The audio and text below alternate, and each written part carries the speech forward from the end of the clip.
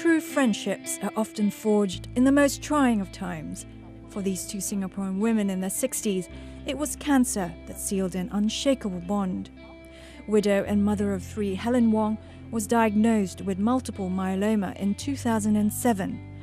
She recalls her first encounter 2 years ago with breast cancer survivor and grandmother of three Julie Xia in a support group. It was my first meeting, and then I don't know where to sit because I don't know anybody there. Then she said, sit here, sit here. I always remember that. She made me quite welcome. The connection was instant, fostered by common interests, road trips to Malaysia, and an unspoken tenderness. So we became best of friends actually, in cancer and personally as well. Huh? Yes. So it's just like every morning she would call me or I would call her. It's really, we really share, understand. We don't have to talk, we know when we are in pain. We learn to be there for one another. To be there, It's so important. Because I think survivors understand survivors. So every time somebody see Helen, where's Julie? They see Julie, where's Helen? Both ladies have the Singapore Cancer Society, or SCS, to thank for having discovered each other, and with it, a second lease of life post-treatment.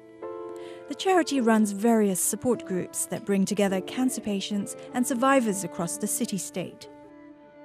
This delicious baking class is just about to begin, and no, luckily for the audience here, I'm not the one conducting it. In fact, it's being run by two cancer survivors, Helen and Julie.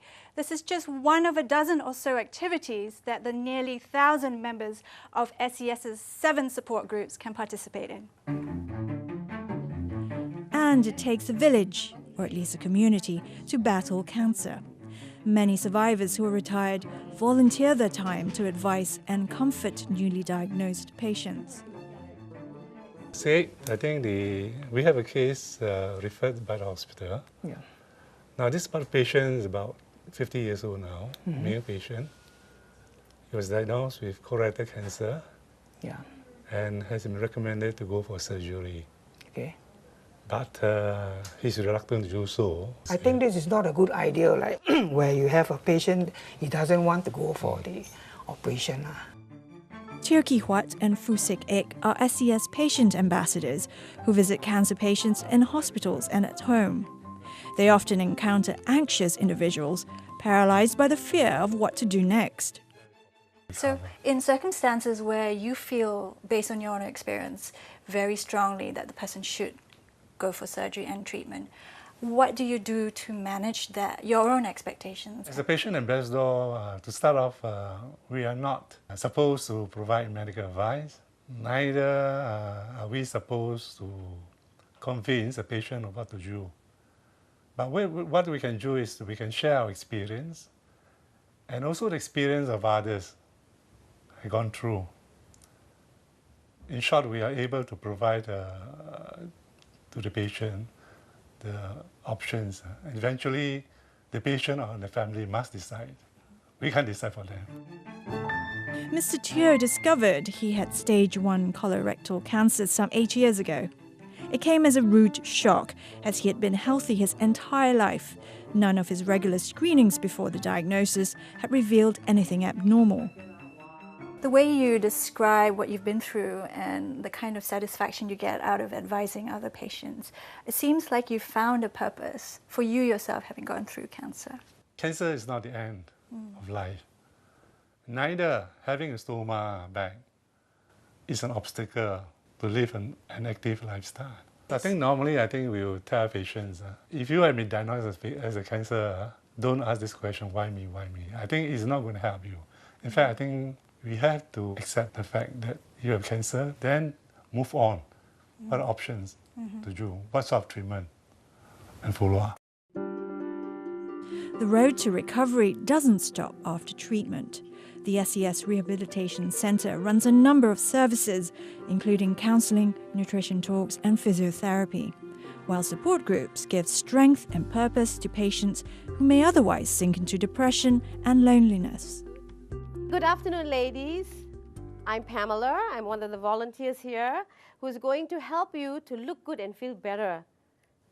Do you want to look good and feel better? Yes.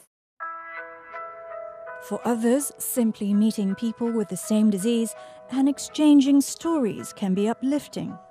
66-year-old Thomas Lee used to run his own rubber tire business, but retired after being diagnosed with colorectal cancer at 58 years old. Mr. Lee is taken to competitive running, having completed 2 marathons. He also leads the weekly SES karaoke enrichment class, having discovered a hidden talent, singing. It's a big lesson learned. For myself, with this kind of a disease that hit me, and I went through the operation so many times, we take life very easy. Yeah? Nitty-gritty things no longer in my mind.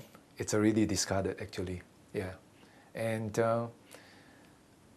I can actually help those new survivors to move on, because I have actually gone through all these years, about 9 years now. Yeah. And I think it's a good journey that I can actually relate to them. At the SES Rehabilitation Centre in Singapore, 77-year-old Lim Teck Sim trains those who've had their vocal cords removed to speak again. Having been diagnosed with throat, skin and then colorectal cancers, he's now a speech therapist with SES's oldest support group, the New Voice Club. Manager of Cancer Support Services, Lucy Lim, says the centre and its support groups have been a source of hope in times of pain and distress. One of the touching stories that has been shared by a member, when she first started joining us, she was depressed, lonely and suicidal. However, after many months of joining our activities, we've seen a very positive change with her. She now wants to support other cancer survivors like her. I really can't imagine life You without feel- SES, yeah. honestly. Now my whole life is SES, because it's really, really wonderful.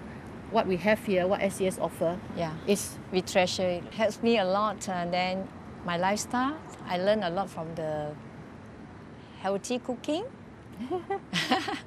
how to eat well, and how to get along with those yeah, patients correct.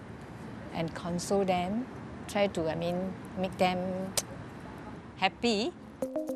Whether it's getting their hands dirty on the rooftop garden, filling the kitchen with a warm embrace of freshly baked cupcakes, or giving themselves a makeover, young and old alike have risen above a common affliction to find new meaning in their lives. And like these stretch bands being used in this exercise class, these cancer survivors remain as resilient against the odds they faced.